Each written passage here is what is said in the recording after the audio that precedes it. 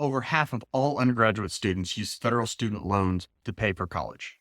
Meanwhile, college savings funds like 529 plans make up less than 9% of all college funding. The use of student loans has expanded over the past 3 decades, while myths and misconceptions about how to save for college are rampant. I've heard all sorts of garbage from if you use a 529 plan, you won't get any financial aid, to using expensive insurance products as a college savings vehicle. Today, we'll cover 5 of the most common myths surrounding saving for college and what you can do about it.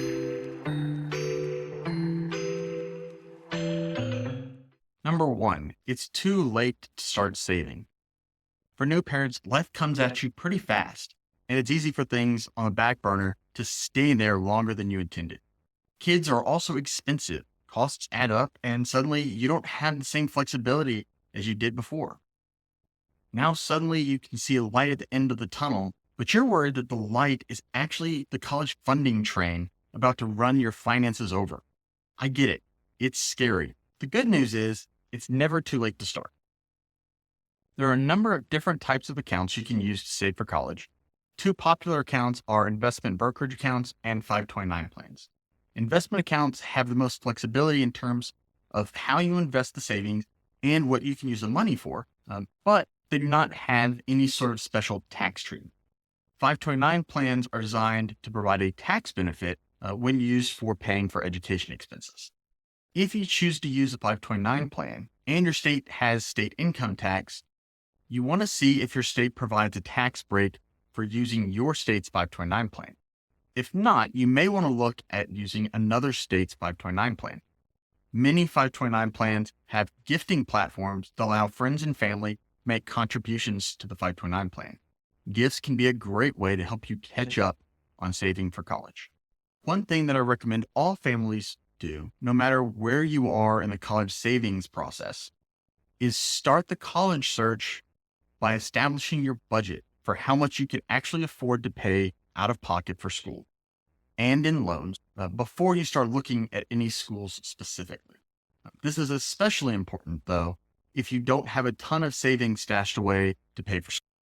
You wouldn't send your high school son or daughter off to the car ends with a blank check to buy a car, would you? Of course not. The same goes for college.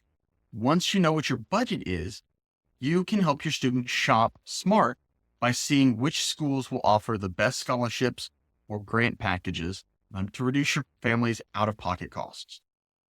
Obviously, costs shouldn't be the only factor in the college search, but it is an important one. Keep in mind that student outcomes are impacted more by student loan debt and what the student studies, not where they study. While demand for colleges has gone up and we have more students applying for school now than we did 30 years ago, the truth is the schools are actually looking for more students and are having to compete in order to fill their incoming classes. So no matter what your budget is, you can find a high quality education for your student. Number 2, you should plan for 4 years of college savings. Now, I'm not going to tell you how much of your students' college expenses you should or should not cover. That is a personal decision for you and your family to make. But what I can tell you is that while the traditional undergraduate degree is considered a 4-year degree, that is no longer the case. Less than half of students at 4-year colleges actually graduate in 4 years. In fact, the average student now takes 5 to 6 years to finish an undergraduate degree. And the numbers are staggering. Only 19% of students at public 4-year universities actually graduated in 4 years. 62% graduate within 6 years.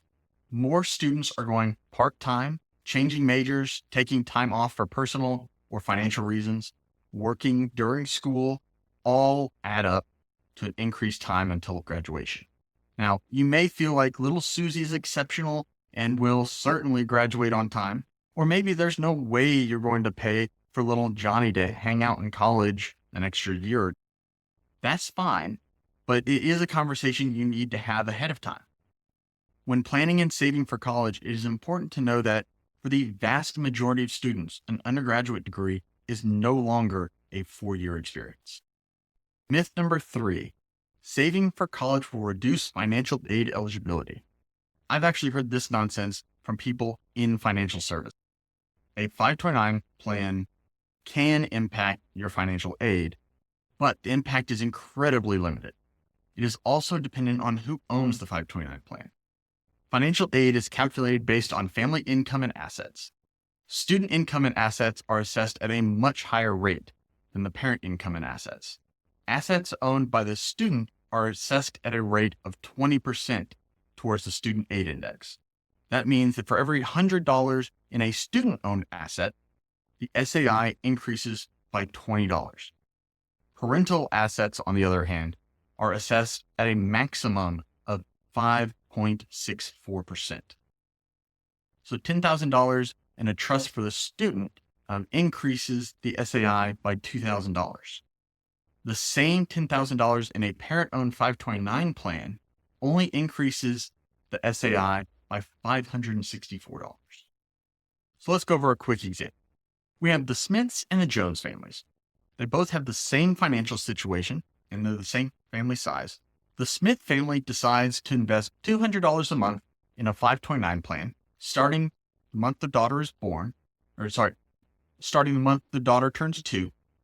The Jones family decides to rely entirely on family income and financial aid to fund their son's college. By the time freshman year of college rolls around, the Smith family has accumulated $65,000 in a 529 plan with a moderate investment return. This won't fully cover the cost of college, and they plan to use a mix of annual income and financial aid to cover the rest. If they use a quarter of the 529 plan each year, the total reduction in financial aid across the 4 years totals at about $9,000. So that's only a $9,000 reduction in their total aid over 4 years. That leaves the Jones family with about $56,000 or $14,000 a year more to cover out of their current income. If you can't save $200 a month before your child goes off to college, how are you going to suddenly have an extra $14,000 a year while they're in college? Clearly here, it makes more sense to start saving early and often to save up for college than try to rely on the slight boost in your financial aid that you might get by not having any assets at all. Myth number 4, I don't need to save for college because my student will just take out college loans and cover the cost that way. Well, some students and families plan on relying on student loans to cover the entire cost of college. That can get expensive and it may not be as easy as you think. On average, right now, the cost of college is about $30,000 a year for an in-state public school or $120,000 for 4 years. And again, school is usually taking more than 4 years, but we're just going to assume that your student is spectacular and can graduate in 4 years. Most students qualify for $5,500 to $7,500 a year, depending on what year of school they are in for student loans. And that's a total of $31,000 for an entire undergraduate degree. That means that most parents would need to take out $89,000 in Parent Plus loans to cover the balance. Keep in mind, no matter what the agreement between you and your student, as far as the government is concerned, the parent is always the one legally responsible for paying back Parent Plus loans. And once you start diving into the details of the loans, it gets a little worse. Parent Plus loans have a 4.228% loan, and for the current year, they also carry a 9.08 fixed interest rate for the life of the loan.